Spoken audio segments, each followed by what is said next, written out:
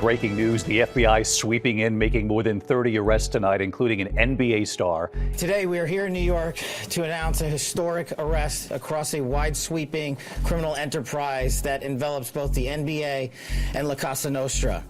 The NBA community is going wild with a gambling scandal that's bigger than many people imagine it is right now. But the NBA legend's reaction to the scandal has been equally wild. I'm watching a press conference with the director of the FBI. Tell me when we've seen that. We've seen accusations before. We've seen athletes get in trouble with the law before. You don't see the director of the FBI having a press conference. When the FBI director steps up to a podium to talk about NBA players, you know the game has changed forever. Two active NBA figures, Miami Heat guard Terry Rozier and Portland Trail Blazers head coach Chauncey Billups, have been arrested. And what's inside those indictments sounds like something out of a mob movie. But how did NBA stars end up tied to the mafia, underground poker rooms, and fixed bets on their own games?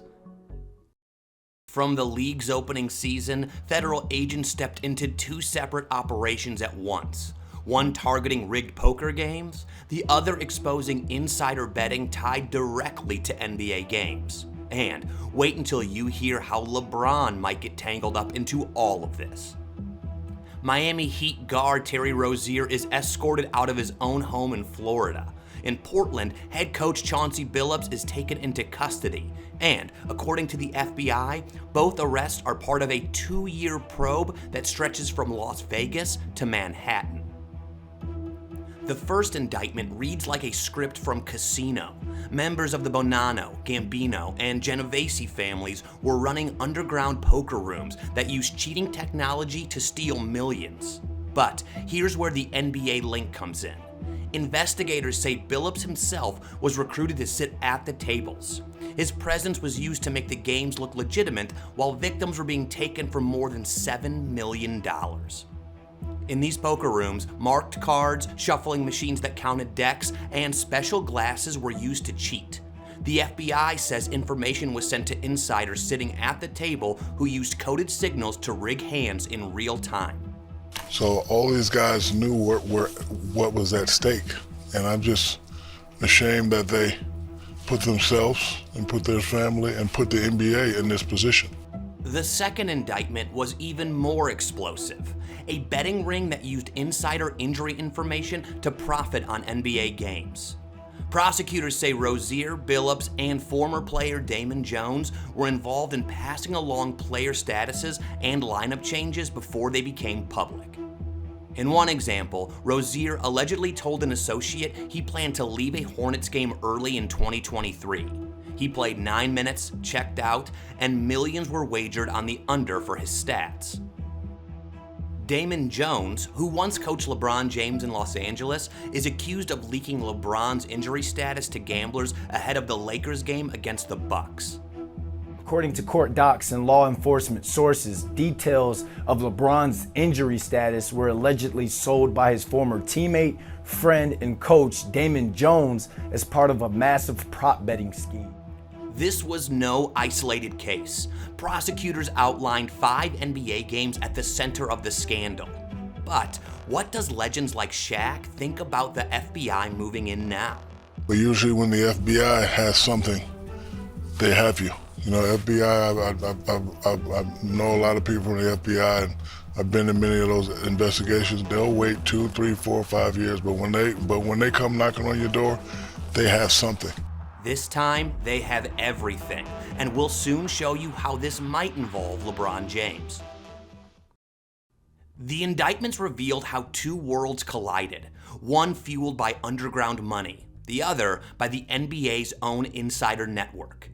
Federal prosecutors described it as a dual scheme. On one side, the mafia's poker circuit. On the other, a chain of players and coaches leaking game information for profit.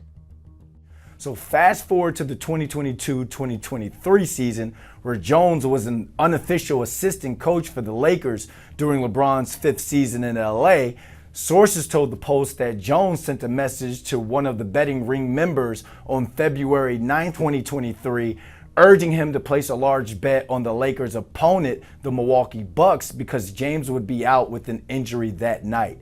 Get a big bet on Milwaukee tonight before the information is out, is what the text message read. So the player, whom sources identified as James, didn't play that night after reporting a lower body injury, and the Lakers lost. That single message became the spark that connected the dots.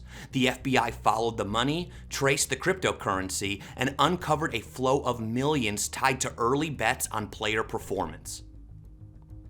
But here's the thing. NBA legends like Shaq, Michael Jordan, Chuck, and more have all admitted to gambling. So, what's the difference? Is there a line not to cross, and were those guys aware of it? Our homeboy gamble, Ernie. Bet it. We've been on teams. We played cards. We played spades. We played tonk.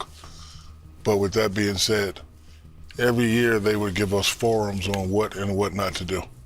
One of those things where if somebody asks you if a certain player is playing, you say no. So all these guys knew what was at stake. So obviously those involved knew what they were getting into, and they still did it. However, many people are still wondering if there was a mole. Did someone snitch? Listen to Gilbert Arenas. We wanted, first of all, two of them niggas is gambling on NBA. One is throwing poker games and robbing his friends. Ain't got shit to do with me. True, it had nothing to do with Agent Zero, but wait till you hear what he said later. And as for Shaq, he couldn't hide his disappointment. Chauncey, I know Damon very well, played with Damon, so I don't want to sit up here, but I'm ashamed that those guys would put their families and their careers in jeopardy. There's an old saying in the hood, all money ain't good money. So if you're making $9 million and you're dealing in certain things, how much more do you need? As for Chuck, he thinks they're all stupid. These dudes are stupid. Why are they stupid? Under no circumstances can you fix basketball games. Under no circumstances. I love to gamble. The notion, Rozier makes $26 million. Him betting, giving people information or taking himself out of games, how much is he gonna benefit taking himself out the game to get unders? Barkley's logic was blunt, but it captured the heart of it. The problem wasn't addiction, it was greed mixed with arrogance. And even when Kenny tried to chip in, he just refused. You're proving my point. What do you mean? That means that's that not it's an addiction. illogical thought process. If you're making $26 million to try to win $50,000, that's illogical. So that you're proving my point. No, It that's is not an addiction. That's stupidity. However, Stephen A. Smith saw it as something even bigger. How many times, for one incident after another, have I said, Trump is coming? He's coming. Stephen A. was talking politics here, but wait till you hear the warning he passed on later. But first, Agent Zero didn't like the way the conspiracies were including his name. Here's what's cracking. No, we got something to discuss. Look, I'm good for all the trolling. That's cool, but Rachel Nichols is foul. What did Rachel Nichols do good? She used my video, and she actually wrote that I possibly snitched. So very likely, Agent Zero wasn't playing as a double agent. But what was Stephen A.'s warning? Why am I glad you're here, Monica? Because don't be surprised if the WNBA is next on his list. FBI's Kash Patel didn't like Stephen A.'s conspiracy, and so he responded quickly. That may be the single dumbest thing I've ever heard out of anyone in modern history, and I live most of my time in Washington, D.C. Still, commentators compared the FBI press conference to the opening of Pandora's box. It wasn't just about who got caught, it was about what would come next. Because in the world of federal investigations, public arrests are usually just the beginning.